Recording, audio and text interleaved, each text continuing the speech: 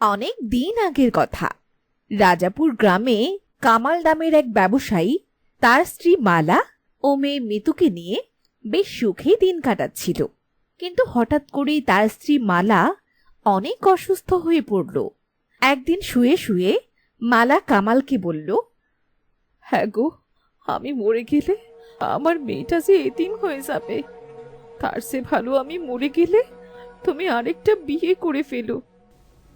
এসব তুমি কি বলছো মালা? তোমার কিচ্ছু হবে না। হে তোমার সান্ত্বনা। আমি জানি আমি বেশি দিন আর বাঁচবো না, তাই বলছি আমি মরে গেলে তুমি আরেকটা বিয়ে করে নিও। তবু আমার মেয়েটা একটা মা তো পাবে।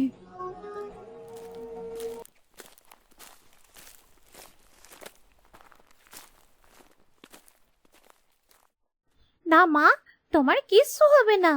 আর হলেও আমি কখনোই কাউকে মা বলে ডাকবো না। এভাবে বলিস না রে মা। আমি যে চাইলেই আর বেশি দিন তোর কাছে থাকতে পারবো না।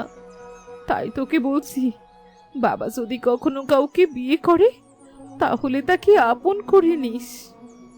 না না, কখনোই না। আমি জানি মা, সৎ মা কখনো নিজের মা হতে পারে না। আর তাই তাকে আমি কোনো দিন মেনে নেব না। তুমি ওর কথায় কিছু মনে করো না। ও তো ছেলে মানুষ, এখনো তো অত বুদ্ধি হয়নি। তুমি দেখো, তুমি বিয়ে করলে ও একদিন ঠিক সব মেনে নেবে। চুপ করো মালা, এসব বলো না। তোমার এখন বিশ্রামের সময়, তুমি বিশ্রাম করো। এ কথা বলে কামাল সেখান থেকে বেরিয়ে গেল।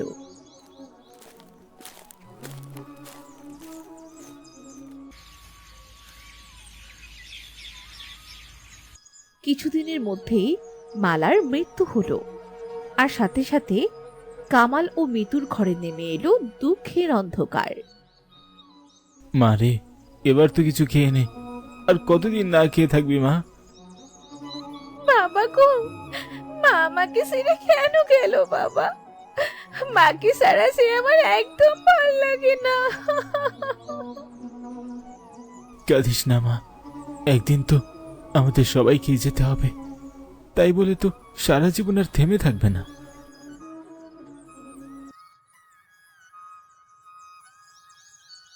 শোনো কামাল, এবার একটা বিয়ে করে ফেলো, তাহলে মেয়েটা একটা মাও পাবে আর তুমি একটা জীবন সঙ্গীও পাবে। না ভাবি, মালাকে ছাড়া অন্য কারো কথা আমি স্বপ্নেও ভাবতে পারি না। এভাবে বলো না, এখনো তোমার বাকি জীবন পড়ে আছে। তাছাড়া মেয়েটার কথা তো তোমায় ভাবতেই হবে নাকি? আমাকে নিয়ে তোমাদের এত ভাবতে হবে না। আমার মা মারা গেছে, এটা ঠিক।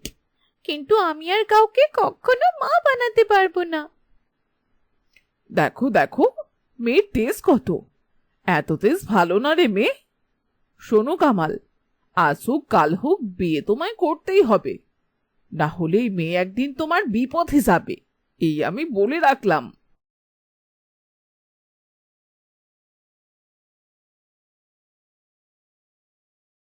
মায়ের চেয়ে দরদ বেশি। শোনো বাবা, এদের কথায় তুমি মোটেও কানে তুলবে না। আমার কাউকে চাই না বাবা, আমি একাই ভালো থাকবো। কথাটা বলে মিতু তার নিজের ঘরে চলে গেল। এই কিছুদিনের মধ্যেই আত্মীয় স্বজনের জোরাজুরিতে কামাল আবারও বিয়ে করলো। শোনো রাহেলা, কখনো ভুলে যাবে না, আমি শুধু আমার মেয়ের কারণেই তোমাকে বিয়ে করেছি। আমার মেয়েটা একটু রাগী, তবে মনটা নরম। ওকে তুমি দেখে রেখো। আপনি ওকে নিয়ে ভাববেন না, আমি ওকে সৎমা না, নিজের মায়ের মতোই দেখব। আজ থেকে ওর সব দায়িত্ব আমার। আরে খেতা দেখে বাসি না। দেখো বাবা, তুমি এটা মোটেও ঠিক করোনি। কালই আমি আমার নানি বাড়ি চলে যাব। না মা, এ কথা তুই মুখেও আনিস না। আমি তো তোর জন্যই ওকে ঘরে এনেছি।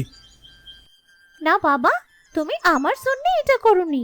যদি তুমি আমার কথা ভাবতে, তাহলে কখনোই আমার জন্য তুমি সৎমা নিয়ে আসতে না। কথাটা বলেই মিতু কাঁদতে কাঁদতে ঘর থেকে বেরিয়ে গেল। তখন কামালের নতুন বউ রাহেলা বলল, ও নিয়ে ভাববেন না, ও তো ছোট মানুষ, তাই বুঝতে পারছে না।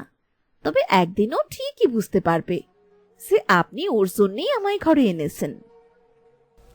আমি সেই দিনের অপেক্ষায় আছি।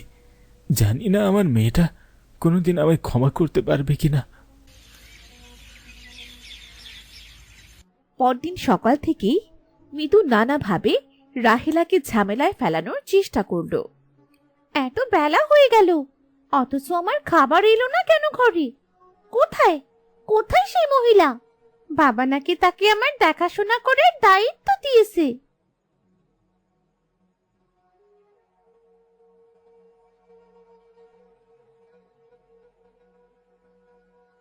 এই তো মা, তোমার জন্য খাবার নিয়ে এসেছি।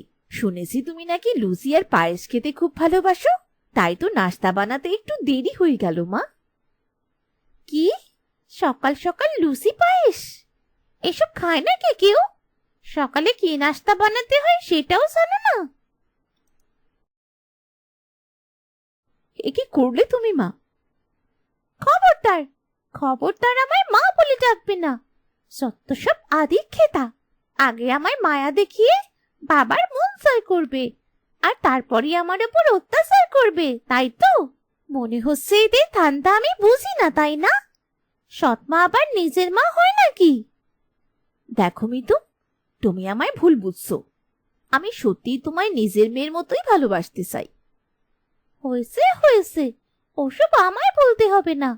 বাবা নাকি আমার জন্যই তোমায় বিয়ে করে এনেছে, তাহলে আজ থেকে তোমাকে চাকরানী হয়ে থাকতে হবে। এবার যাও, এগুলো পরিষ্কার করে আমার জন্য সবজি রুটি নিয়ে এসো। বেশ, তুমি যা চাইবে তাই হবে, তবুও তুমি আমায় ভুল বুঝো না। চুপ, একদম চুপ, আর একটাও কথা বলবে না।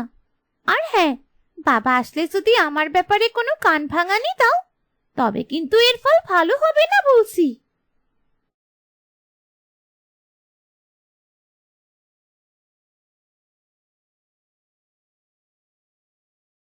হায় বিধাতা, হে তুমি আমায় কোন পাপের শাস্তি দিচ্ছ? আমি যাকে আপন করে নিতে চাইছি সেই আমায় দূরে ঠেলে দিচ্ছে। হায় বিধাতা, তুমি মেয়েটাকে সুবুদ্ধি দাও, ওরা ছাড়া যে আমার কেউ নেই।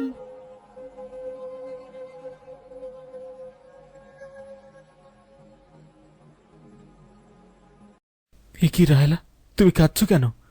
কি হয়েছে? মিতু তোমায় কিছু বলেছে?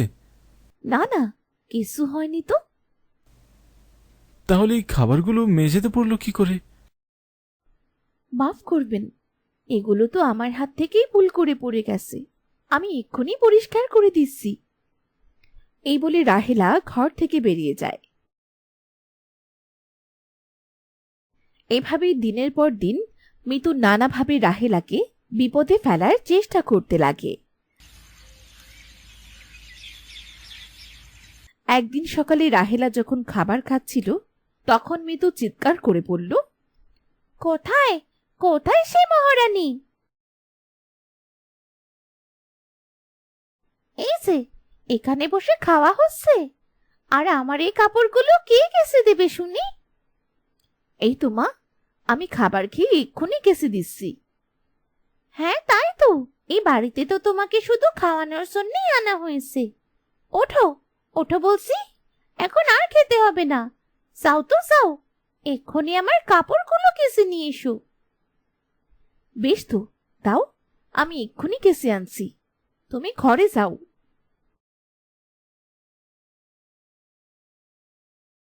কি হয়েছে? সকাল সকাল এত চিৎকার চেঁচামেচি কিসের? আর মিতু, কি হয়েছে তোর বলতো? সারাদিন রাহিলার পিছনে পড়ে থাকিস। হ্যাঁ হ্যাঁ, তুমি তো একথা বলবেই। এখন তো এই মহিলাই তোমার আপন, আমি তো পর হয়ে গেছি, তাই না? চুপ, একদম মুখে মুখে কথা বলবি না। আহ, আপনি শুধু শুধু মেয়েটাকে বকছেন কেন? ঠং দেখে আর বাসি না। প্রথমে আমাদের বাবা মেয়েতে ঝগড়া বাঁধিয়ে দেবে, আর এরপরে সে ঝগড়া মেটানোর নাটক করবে। এসব তুমি কি বলছো মিতু? বিশ্বাস করো মা, আমি কখনোই তোমাদের মাঝে ঝামেলা বাঁধাতে চাইনি। আমি বরং চেয়েছি তোমাদের নিয়ে সুখে শান্তিতে সংসার করতে। আমি থাকতে তোমাকে কখনো সুখী হতে দেব না, এই বলে রাখলাম।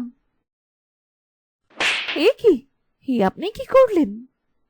হ্যাঁ হ্যাঁ, তুমি তো আমায় মারবেই। এই মহিলাই তো এখন তোমার আপন। মা, ও মা, মা তুমি দেখো, তুমি আমায় কোথায় ফেলে রেখে গেছো। নিজের বাবাও এখন আমায় আর ভালোবাসে না মা। মিতু এ কথা বলেই কাঁদতে কাঁদতে দৌড়ে নিজের ঘরে যেতে লাগলো। ঠিক তখনই সে মাথা ঘুরে সেখানেই পড়ে গেল। হায় হায়, হে কি হলো আমার মেয়েটার? আপনি কেন মারলেন মেয়েটাকে? এভাবে দাঁড়িয়ে না থেকে এক্ষুনি ডাক্তার ডেকে আনুন। হায় বিধাতা, কি হলো আমার মেয়েটার? যাচ্ছি, আমি এক্ষুনি যাচ্ছি। হাই বিধাতা, আমার মেয়েটাকে তুমি রক্ষা করো।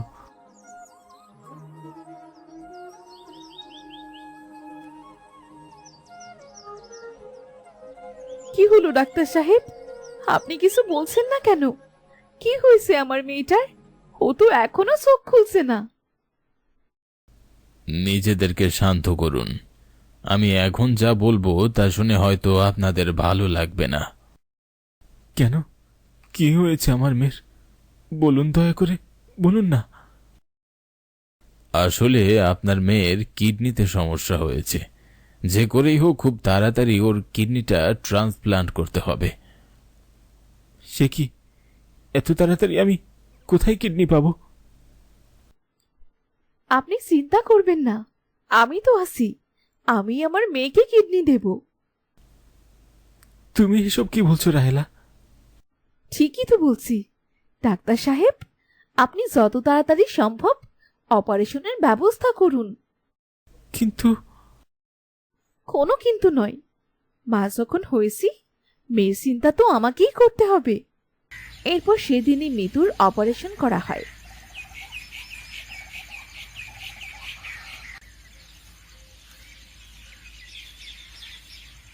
দুদিন পর মিতুর জ্ঞান ফিরতেই মিতু কামালকে বলল, এ কি বাবা, আমি এখানে কেন? কি হয়েছে আমার? কিছু হয়নি মা, তুই বিশ্রাম কর। এখন তোর বিশ্রামের প্রয়োজন। ও বুঝেছি, ওই মহিলাই নিশ্চয়ই কিছু করেছে তাই না? এই কারণে এই প্রথম তুমি আমার গায়ে হাত তুললে। ওই মহিলাকে আমি ছাড়বো না বাবা। চুপ, একদম চুপ। তুই যাকে এত খারাপ ভাবছিস, আজ তার কারণেই তুই বেঁচে আছিস। কথা বলেই কামাল মিতুকে সব ঘটনা খুলে বলল। সব শুনে মিতু কাঁদতে লাগলো। বাবা, বাবা আমার ভুল হয়ে গেছে। আমার মাকে আমি কতটা কষ্ট দিলাম, আর সেই মাই নাকি আমায় কিডনি দিয়ে বাঁচিয়েছে। হ্যাঁ মা, না হলে তুই বাঁচতি না। কিছুদিন পরে তারা বাড়ি চলে যায় আর সুখে শান্তিতে বসবাস করতে থাকে।